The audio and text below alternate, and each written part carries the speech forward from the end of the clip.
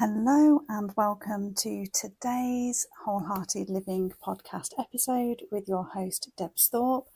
And today we are tapping into what it is to cultivate change in your life by telling yourself a new story. So let's get to it.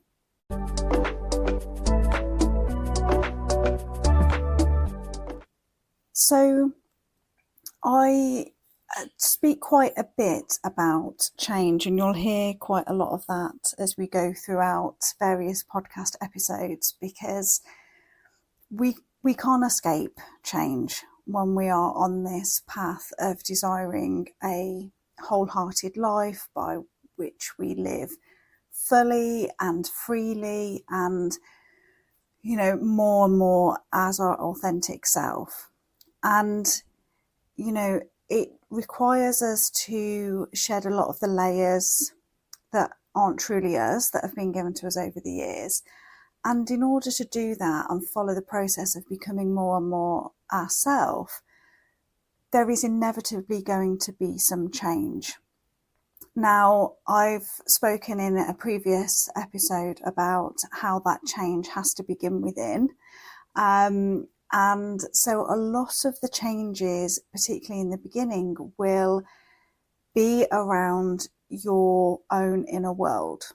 And so I wanted to dive in today and provide another tool and technique that I use in order to help really navigate and cultivate the change.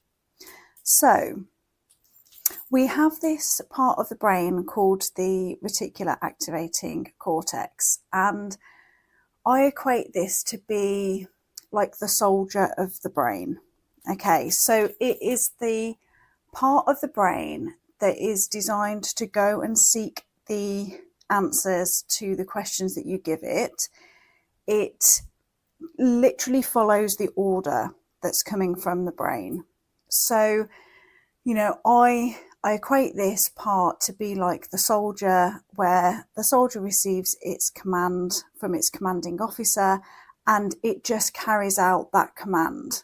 Like, it's not thinking about whether this is a good idea or whether this is relevant or whether this is the best course of action. It is literally just following out that command. And that's what this part of the brain does. So you can hopefully already begin to see from thinking about it in these terms that part of the brain just does as it's told. So it's only ever going to find evidence or find any information as good as the command that it has been given. Okay, so another context that you might be more familiar with this part of the brain is when you are looking at, say, purchasing a new car. Maybe you've narrowed it down to the sort of car that you'd like, or, make and model or colour even, and you suddenly begin to notice more and more of those types of cars just as you're walking around or as you're driving around. And that's because even though you haven't consciously commanded this part of the brain to be like, right, let's pay attention to this make and model of car, because that's what's active in your subconscious, that part of the brain is working very unconsciously without you being aware, and it is noting that make and model of car so that you are noticing it more. Okay, it's bringing it to your attention. So this happens like with everything in life. And once we really become aware that that's what's going on here, we then get to become a really, really good commander of this part of the brain. Because when we're in addition to that car example, you might also be familiar with another example of this in action, which is when you have not had a particularly good day. Maybe work has been really tough, dealing with some difficult situations. Maybe your commute was a bit of a nightmare. Maybe you didn't get enough sleep. You've not had time to eat properly. So you're feeling tired, stressed, overworked, and very depleted by the end of the day. And so as you're replaying that day through the lens of already feeling tired and depleted, this part of the brain will very unconsciously go and find all the evidence as to why your life is like this, all the other times in your life when you felt like this. And so what it does then is compound how you're feeling in the present moment, because it's bringing into your awareness, just how bad a day it was and all of the things that happened that made it such a difficult day. And so then, when this is going on and you're not aware of it, it carries on in your brain unfiltered. So then, of course, that's what you're thinking, that's what you're believing, because that's what you're thinking. So then it becomes true, it becomes your reality. And part of the skill set, if you like, of really taking back control of your inner world and being able to navigate it in a way that serves you moving forward and living this wholehearted life, is taking note when this part of the brain is in action and it's not working towards your highest good. So it's at times like when you're tired and stressed and you can feel yourself getting dragged further and further down by your thoughts, it's being able to catch yourself in that moment and going, okay, what's the evidence that this part of the brain, that this little soldier is now going and finding? What evidence, and how can I give it a better task to do? Now, the challenge is when you're tired, you don't have the energy to be delving into lots of new tasks or anything like that. So there's not many times when I'll advocate a distraction, but this is one of them. So this will be where you want to be giving that part of the brain something else to focus on, but that's not really going to draw too much energy from you. So it might be, I'm thinking about some of the ways that I do this and that clients do this is, scrolling back through photos of really good memories, really good occasions. So what that's doing is giving your reticular activating cortex a new input. And so then it will start to fire up all of the happy memories of time spent in different places or different people. Anything creative is quite a good one. That again doesn't require too much energy, but is just gives that part of the brain something to think about. So it might be doing a puzzle, colouring in, doing some knitting or sewing or painting, anything like that. Could be reading a book, but anything that is just giving that part of the brain a different input, but that isn't requiring too much extra energy from you in that moment. That's really, really good.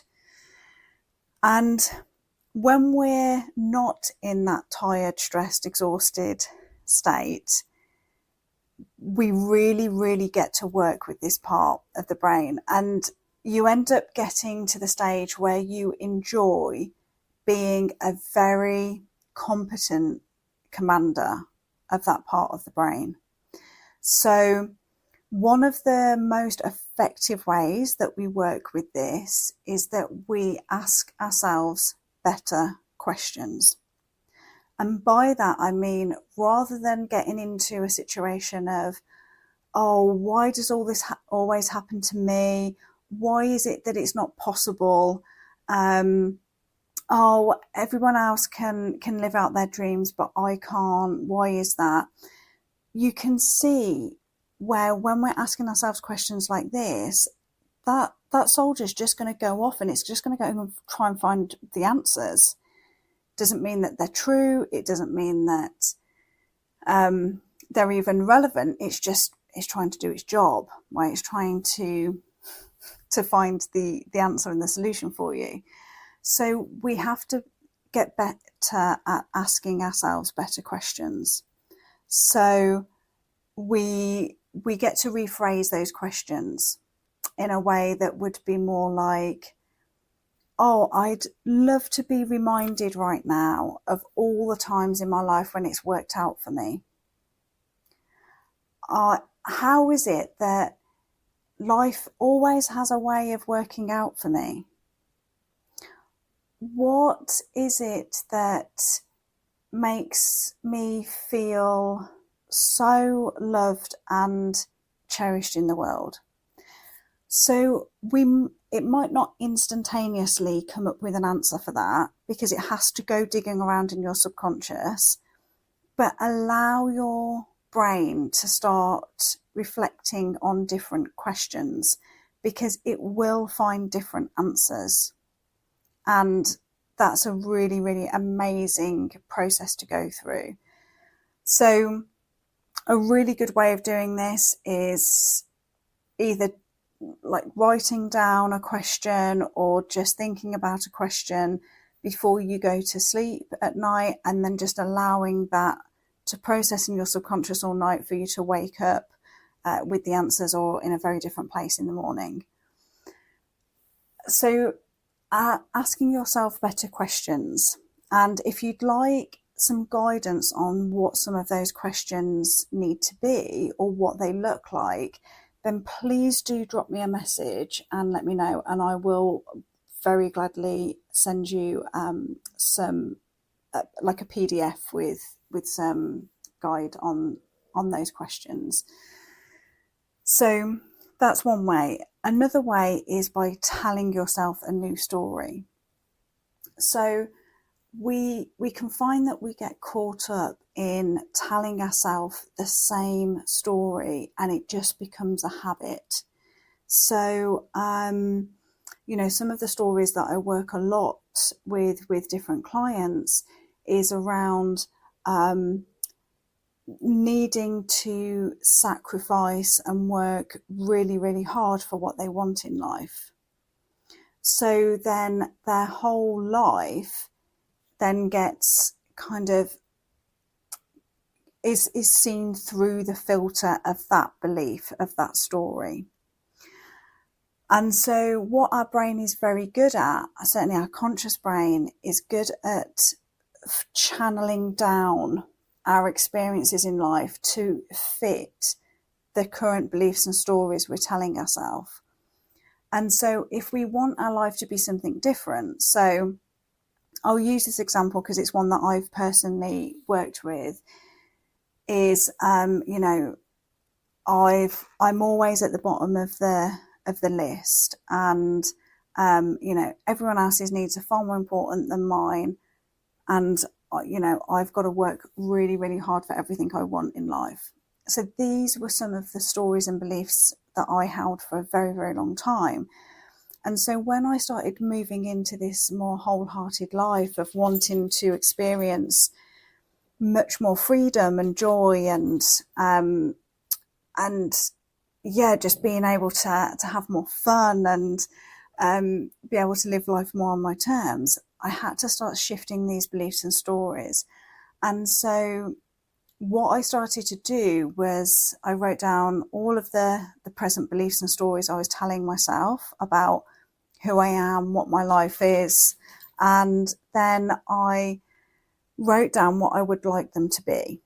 So for my beliefs, it was I enjoy prioritizing my own needs, and when I do that, everyone benefits. I enjoy working for the things that I'm passionate about, but that doesn't mean I have to sacrifice my own well-being to do so. So I started to really connect with what I want these beliefs to be. And then I started to tell myself a new story around those beliefs. So I really started to integrate what that actually means, what that would actually look like in my life. Because it's, all of this work, everything that I'm guiding you through, is to get us beyond just knowing something to actually embodying it. And one way that we do that is we concrete it down into our lived experience. So I wrote down the new beliefs, and then from there it was like, okay, so what would that actually look like in my life? And one of the first seemingly quite subtle changes that I made was really leaning into the fact that I am an early bird. I am a morning person, and I knew that I do my best work first thing. However, I would very often just get up and get started with my day, and before I knew it, I was on, working, serving everybody else first. And so one of the things that I put into place to honour putting my needs first and that benefiting everyone around me and all those who come into contact with me is that I did my morning meditation first thing and did some form of movement and journaling or reading or just something that centered me back in who I am, in myself. And, we're literally talking 5 or 10 minutes some mornings, but that was not only was I reaffirming that new belief of putting myself first is of benefit to everybody, but I was then living it. So then I had some evidence to back that up, because by starting the day and centering myself and being able to really connect with myself, of course, meant that I showed up differently throughout the rest of the day. I was more centered and more myself as I went through the day. So then that becomes more and more evidence that your reticular activating cortex can then draw upon when you're seeking some evidence for these new beliefs. So hopefully throughout that process, you can see how all of this slots together when it comes to actually cultivating change in your life. I will always talk about how we learn this information so we know it, and then how we translate that into action and into practice. So my invitation to you after this episode is to contact me and request the questions that are really good to begin to ask yourself, to start to shift and become aware and really utilize that reticular activating cortex, your little soldier in your brain, how you become a good commander of him or her. So that's one thing to do. The other thing is to just write a list of some of the beliefs and the stories that you tell yourself that you're aware of, and next to those, write what you would like them to be. Now, you're obviously not going to want to change all of your beliefs and stories, but the ones that you would like to shift slightly, begin to write out what you would like them to be, and then allow that to become some actionable point in your life. Whether that's, we're talking about one small habit change here. So don't seek to do it all at once, all at the same time, but just pick one thing that you think, actually, I really could make that tangible in my life right now, and pick that and action that. And then that becomes a really nice self-fulfilling cycle that you can be in. So do let me know how you get on with that this week, and whether you find the soldier and the commander a really useful way of seeing this part of the brain. And I very much look forward to connecting with you in the next episode. Bye for now.